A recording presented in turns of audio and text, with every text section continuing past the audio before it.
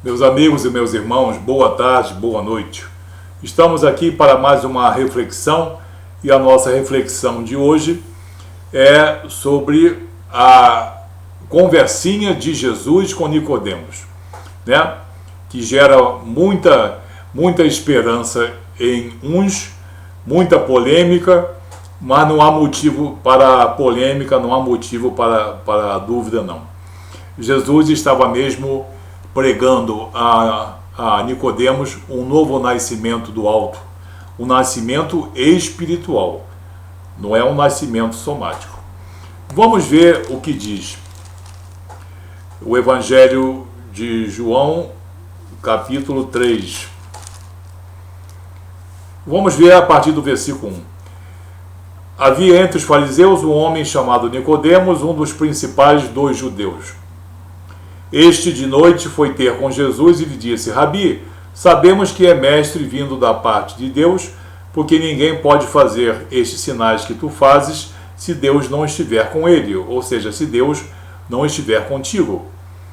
A isto respondeu Jesus: em verdade te digo que se alguém não nascer de novo, não pode ver o reino de Deus. Jesus está falando de um novo nascimento? Está. De um novo nascimento, o quê? De uma nova criatura somática? Não. De uma criança, de um ser humano nascer novamente como um ser humano? Não. Ele não está falando de um nascimento somático, de um nascimento de carne e espírito, soma mais pneuma. Ele está falando de um nascimento espiritual, e nós vamos confirmar isso nos versículos abaixo. E por que eu estou falando que é um novo nascimento e um novo nascimento do alto? É um nascimento do alto, tanto que essa forma bastante arcaica já foi corrigida em muitas Bíblias, em Bíblias norte-americanas, por exemplo, em que não aparece mais o nascer de novo, mas o nascer do alto, o nascer de cima. Em uma delas, na New Revised Standard Version, estava You must to be born again. Agora já não consta mais o again. Está you must to be born from above, quer dizer, das regiões altas, do alto, né? Então, é um novo nascimento unicamente espiritual e de cima, do alto, por atuação do poder regenerador e purificador do Espírito de Deus. Vamos, então, à frente. Jesus, no versículo 3, diz que é necessário nascer de novo, quer dizer, um nascimento espiritual do alto. Vamos confirmar isso no versículo 4. Olha bem o absurdo que Nicodemos pergunta a Jesus. Uma coisa realmente absurda para um mestre judeu. Perguntou-lhe Nicodemos: como pode um homem nascer sendo velho? Pode porventura voltar ao ventre materno e nascer uma segunda vez? Aí Jesus responde no versículo 5: em verdade te digo, quem não nascer da água e do Espírito não pode entrar no reino de Deus. Eu já explico o versículo 5. Vamos direto para o versículo 6, em que Jesus corrige esse absurdo dito por Nicodemos no versículo 4. Porque no versículo 4, Nicodemos está falando do nascimento de uma nova criatura somática, integral, carne e espírito. Mas no versículo 6, Jesus diz que não é disso que ele está falando. O que diz o versículo 6? O que é nascido da carne é carne. O que é nascido do espírito é espírito. Uma criatura humana é uma criatura somática. Ele nasce de novo do nascimento, do intercurso entre a mulher e o homem. Carne mais carne gerando carne. carne com o espírito, mas é uma nova criatura somática, é um novo indivíduo. Mas Jesus não está falando de um novo indivíduo integral, está falando de uma nova criatura espiritual. Tanto que ele enfatiza: o que é nascido da carne é carne, o que é nascido do espírito é espírito.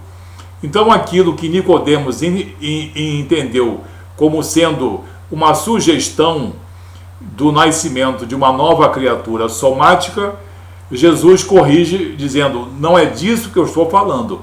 Eu estou falando não de nascimento vinculado à carne, de maneira alguma. Eu estou falando de uma criatura espiritual nascida do alto pelo poder do Espírito. Muito bem. Vamos aqui algumas considerações. Primeiro, quanto a esse do alto, que eu disse que em muitas Bíblias já foi corrigida de novo para do alto. Nessa que eu tenho aqui, da Ferreira de Almeida, ainda consta a forma antiga, de novo. Né? Por que do alto? De novo, porém, do alto. Pode ser um novo nascimento. Quem disser que Jesus está falando de um novo nascimento, está certo, de um novo nascimento espiritual. Eu enfatizo bem, não é de uma nova criatura somática, é de uma entidade espiritual, de um espírito novo. Quando João escreve o seu evangelho, nós encontramos essa partícula de novo expressa 5 vezes com o sentido de do alto. É a partícula anoten, genetai anoten, nascer do alto. A partícula adverbial anoten surge 5 vezes nesse evangelho de João. No capítulo 3 aparece 3 vezes. Nesse versículo 3, no versículo 7 e no versículo 31. E no capítulo 19 aparece 2 vezes, no versículo 11 e no versículo 23.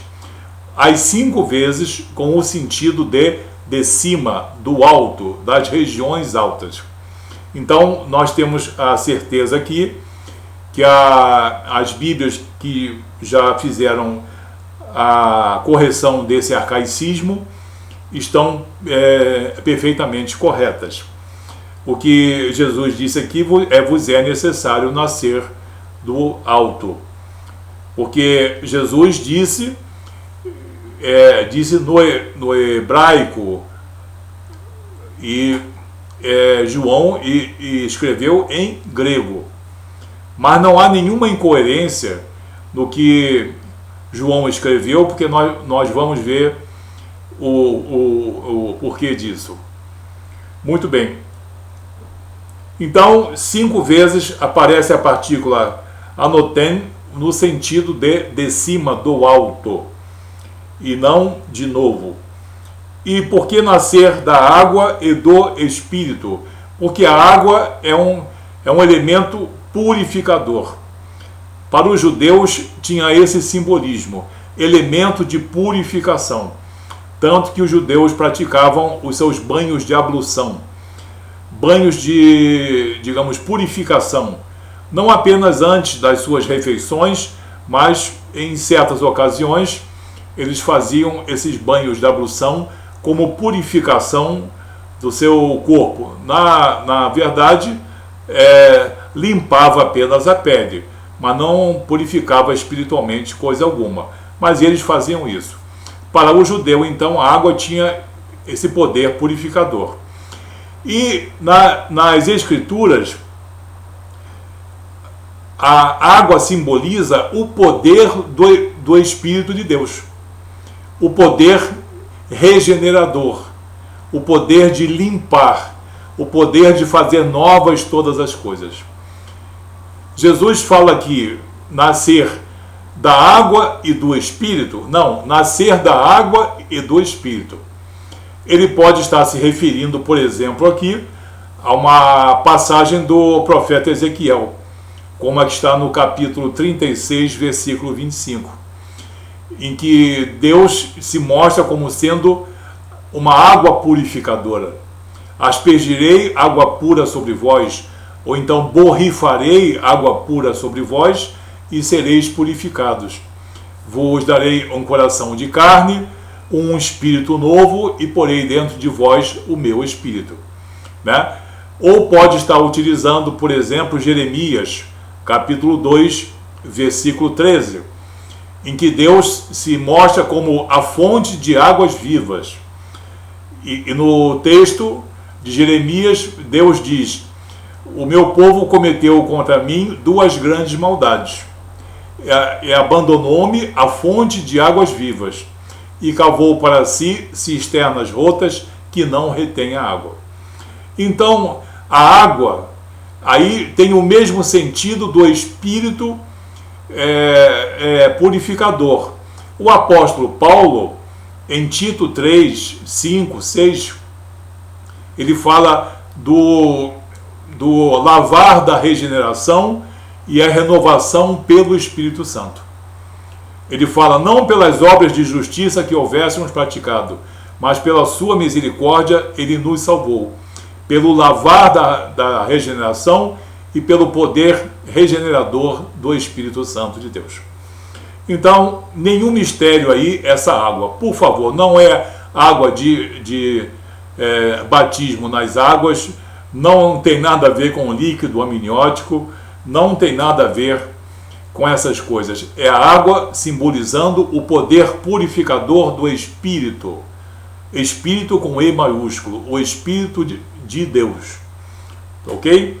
Então nós já explicamos por que é de cima, do alto, a partícula anoten, e por que é nascer da água e do Espírito. Mostramos também o erro, o absurdo proposto por Nicodemos no versículo 4, que seria a proposta do nascimento de uma criatura somática, de carne mais espírito, e Jesus diz que não é isso, porque o que Jesus diz no versículo 6, que o que é nascido da carne é carne, mas o que é nascido do espírito é espírito.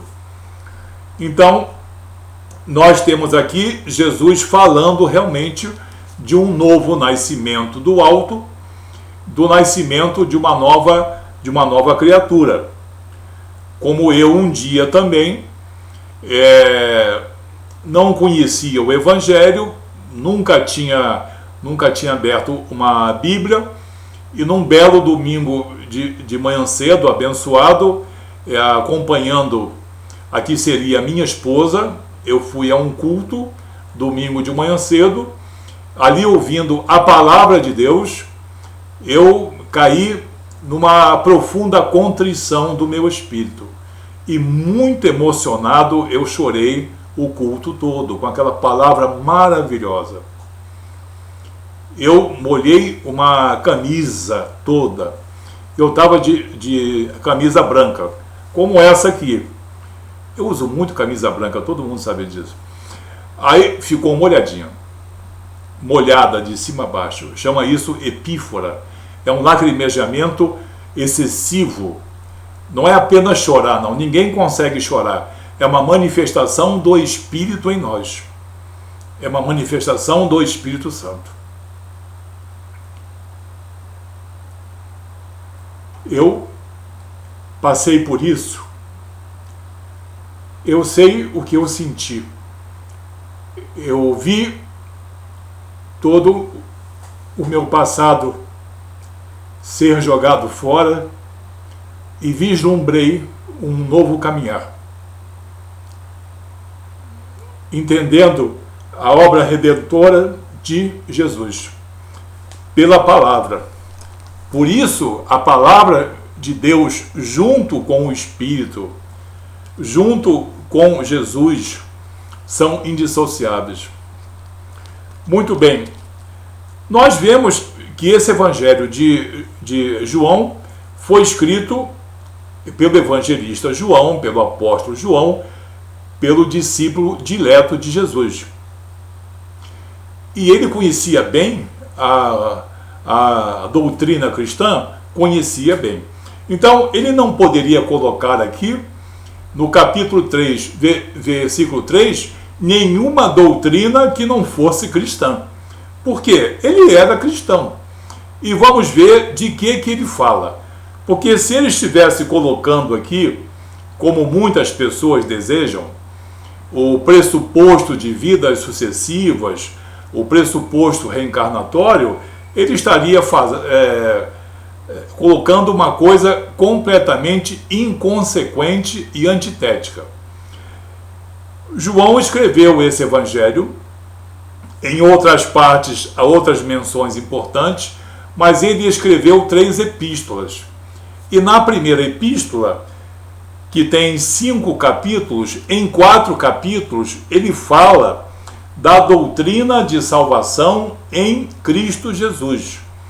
Portanto, o mesmo João que escreve João 3,3 é o mesmo João que escreve as seguintes passagens. Primeira epístola de João, capítulo 1, já começa no versículo 7. Vamos ver. Se, porém, andarmos na luz, como ele está na luz, mantemos comunhão uns com os outros, e o sangue de Jesus, seu Filho, nos purifica de todo pecado. O sangue de Jesus, seu Filho amado, nos purifica de todo pecado. Então, a purificação do nosso pecado não é por nosso poder ou iniciativa, mérito ou obra.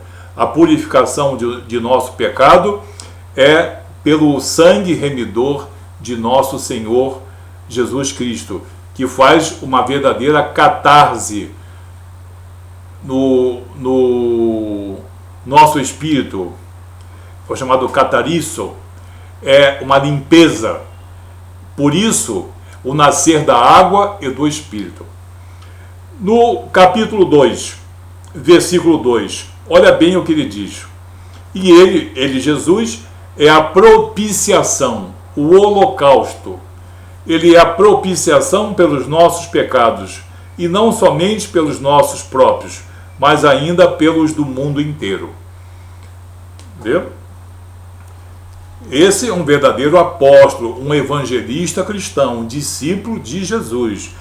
Ele não aprendeu teoria de vida sucessiva, ele aprendeu salvação pelo sangue remidor de Jesus e pela expiação perfeita que só o Filho de Deus pôde fazer. No versículo 3, no capítulo 3, nós temos também, no versículo 16, nisto conhecemos o amor, que Cristo deu a sua vida por nós. Deu a sua vida por nós. E isso está em perfeita consonância com o que o próprio João escreveu no capítulo 10, versículo 17 e versículo 18.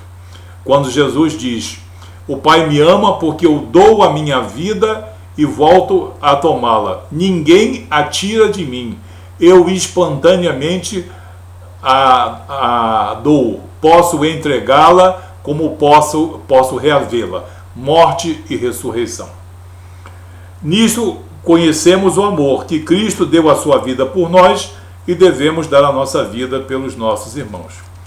Quer dizer, nós devemos fazer o esforço máximo para que outras pessoas se convertam também.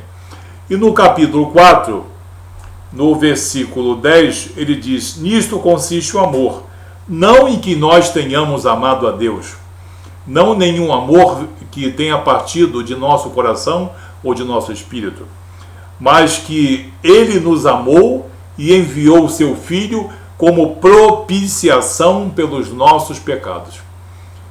Quem é que faz a propiciação de nossos pecados? Nós, pela nossa razão e pela nossa virtude? Não, ele, Jesus, como João aqui mostra, como propiciação pelos nossos pecados, como holocausto pelos nossos pecados, como cordeiro perfeito pelos nossos pecados, como ilasmos, como sacrifício perfeito. Então nós vemos assim que no Evangelho de João, capítulo 3, versículo 3, a conversa de Jesus com Nicodemos fala de cristianismo, fala do nascimento de uma nova criatura espiritual, não de uma criatura somática. E nas suas epístolas e no próprio Evangelho de João, João confirma que isso está em perfeita consonância com a doutrina que ele aprendeu do seu Senhor e Mestre, nosso Senhor Jesus Cristo. Ok? Não existe nada de vidas sucessivas nessa passagem, não existe nada ligado a, digamos, reencarnação, nada disso, esqueça isso, isso é uma fantasia. E o que ele está falando aqui foi o que eu senti e eu, no caso, relatei para vocês. Só quem passa por isso pode sentir o poder regenerador do Espírito, e essa água é o poder de Jesus ou do Espírito Santo nos lavar das nossas imundícies, das nossas ignorâncias, das nossas sujidades. Que Deus abençoe você, que você já tenha tido essa experiência ou que venha a ter essa experiência maravilhosa. Que Deus abençoe você em nome de Jesus, nosso Redentor.